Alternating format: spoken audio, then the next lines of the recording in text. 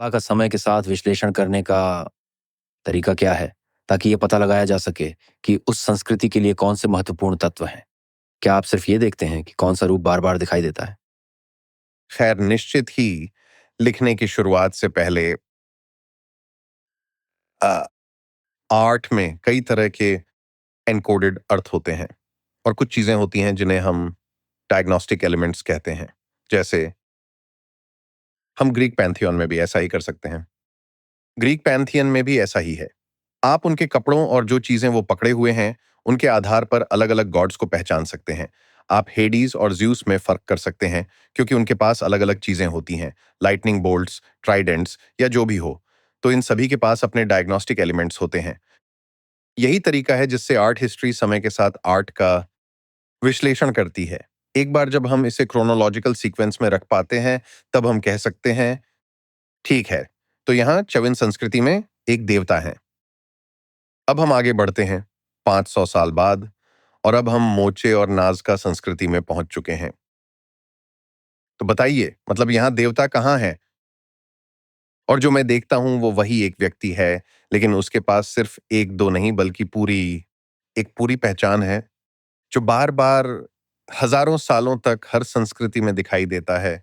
उसके पास उसकी आंखें गोल होती हैं, उसका मुंह दांतीय होता है, और उसके हाथों और पैरों में क्लॉज हैं। वो एक ह्यूमनॉइड है, लेकिन उसके सिर से हेयर की तरह स्नेक्स निकल रहे हैं, और उसके बेल्ट से भी स्नेक्स लटके हुए हैं। और फिर चाविन में इतना नहीं, लेकिन जैसे जैसे ये आगे बढ़ता है, वो कटे हुए इंसानी सिर इधर उधर ले जाना शुरू कर देता है। ठीक है, तो वे पुराने लिटरेचर में मोचे उसे डिकैपिटेटर देवता कहते हैं। लेकिन फिर उनके पास और भी देवता हैं, जैसे क्रैब देवता और फॉक्स देवता। लेकिन अगर आप ध्यान से देखें, जैसे, तो क्रैब देवता बस उसी का फेस क्रैब के ऊपर बना हुआ है, और फॉक्स देवता उसी का फेस फॉक्स के ऊपर बना है। तो मुझे लगता है इस मामले में मैं इसे वैसे ही एक्सप्लेन करूंगा जैसे जूस ने किया था। मतलब कैसे जूस किसी भी एनिमल में बदल सकता था, जिससे वो जिस भी महिला के पास जाना चाहता था जा सके। वो किसी भी फॉर्म में प्रकट होता था, लेकिन हमेशा जूस ही रहता था। मुझे लगता है कि ये फेंग्ड देवता भी कला के माध्यम से लोगों और जानवरों के जरिए प्रकट होता था। और भी कहानियां शामिल हैं, और हमारी माइथोलॉजी की कई कहानियां खो चुकी हैं।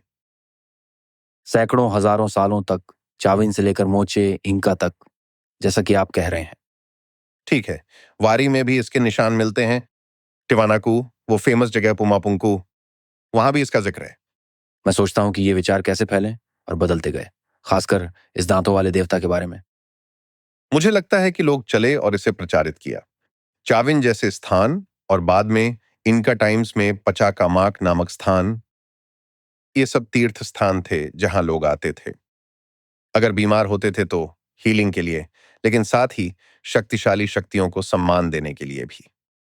जो भी हैं, तो चाविन वो जगह थी जहां अमेजन और कोस्ट के लोग एक साथ आते थे।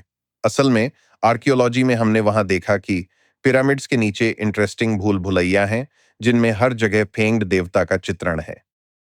जिसमें एक भूल भुलैया पूरा पॉटरी से भरा हुआ है, और फिर अगले भूल भुलैया में एनिमल बोन्स है, और फिर अगले में स्टोन से बनी चीजें। लोग वहां आते थे और ट्रिब्यूट देते थे, फिर वहां से सीख कर अपने समुदायों में लौट जाते थे। इसलिए मुझे लगता है कि ये तीर्थ स्थलों से फैलकर अलग अलग जगहों में टेम्पल्स की स्थापना का कारण बना। कोई वापस जाता है और वे दांतों वाली देवता के लिए एक मंदिर बनाते हैं। क्या हमें उनके दांतों वाले देवता के साथ उनके संबंध के बारे में ज्यादा जानकारी है? और उनके लिए उस देवता की शक्तियों का क्या मतलब था? क्या ये क्या वो लोग दांतों वाले देवताओं और सर्वज्ञानी भगवान से डरते थे? या फिर ये ऐसा कुछ था जो खुशी और अच्छी फसल लाता था? या फिर इसे डर कर देखा जाता था और जानवरों और इंसानों की बलि दी जाती थी ताकि उसकी शक्तियां बनी रहें? मुझे लगता है कि इसके दो रूप थे, जैसे कई हिंदू गॉड्स के होते हैं। एक स्वरूप भयावह होता है और दूसरा सुंदर है। मुझे लगता है कि इस देवता की भी वही क्वालिटीज थीं, क्योंकि हमें इसका चित्रण एक फियरस वॉरियर के रूप में भी मिलता है, जो लोगों के सिर काटता है। और वो एक जैगुआर भी है, जो अपने आप में ताकत और उग्रता का प्रतीक है। लेकिन फिर उसके बारे में कुछ और मजेदार बातें हैं। जैसे कि वो बहुत सारी हीलिंग सेरेमोनियों में जरूर शामिल है, और मोचे सभ्यता में उन हीलिंग सेरेमोनियों का सेक्स एक्ट्स से गहरा संबंध है। वहां एक पूरी कैटेगरी की सेक्सुअल पॉटरी मौजूद है, जिसमें प्रीस्ट्स औरतों या मर्दों के साथ सेक्स कर रहे हैं, और उनमें से और कुछ में तो उनके चेहरे बदलकर उस फैंग देवता में बदलते दिखते हैं, जैसे वो उनके जरिए ही वो एक्ट कर रहा हो। लेकिन जो बात मुझे सबसे ज्यादा हंसाती है और उनकी कोमल साइड दिखाती है, वो ये है कि उस फैंग डीटी के पास एक छोटा सा पप्पी भी है। एक पप्पी जो उनके पैरों के आसपास मस्ती में नाचता रहता है, और कभी कभी उन पर उछलता है अलग अलग सीन में। लोग उसे बार बार देखते हैं, कभी वो इन हीलिंग सेक्स सीन में होता है। असल में मैंने इसका पता लगाया। दरअसल मैंने उस पपी को अलग संदर्भों में ट्रैक किया, जिसमें एक पुजारी किसी के साथ सेक्स कर रहा था और दांतों वाला देवता भी था, और पपी दरवाजे पर खरोंच रहा था, जैसे कह रहा हो, तुम मुझे भूल गए। फिर एक दिन मैंने एक देखा जिसमें पप्पी महिला के साथ सेक्स कर रहा था, बजाय दांतों वाले देवता के। मुझे लगा वह सच में इसमें बहुत शामिल दिखाई दे रहा है। यह अजीब पपी क्या है? तो हाँ, वह सिर भी उतारता है, लेकिन उसे अपना पपी बहुत पसंद है। ये एक्चुअली अब ये सब और भी ज़्यादा सेंस बनाता है, क्योंकि मैंने वो पेपर देखा जो आपने 30 साल पहले शमनिज्म और मोचे सभ्यता पर लिखा था। उसकी ओपनिंग लाइन थी, मोचे इस पेपर का मुख्य फोकस है। सेक्स, पपीज और हेडहंटिंग को प्राचीन मोचे शमनिज्म से जुड़ा हुआ दिखाया जाएगा। तो अब मुझे समझ आया, पहले मैं सोच रहा था पपीज पपीज, हाँ ये सही है। और हेडहंटिंग वो तो डिकैपिटेटर है, सही कहा। और मैंने अब उस लिस्ट में रॉक एंड रोल भी जोड़ दिया है। रॉक एंड रोल ये तो मैं पहले से जानता हूँ, म्यूजिक भी इसका बड़ा हिस्सा है।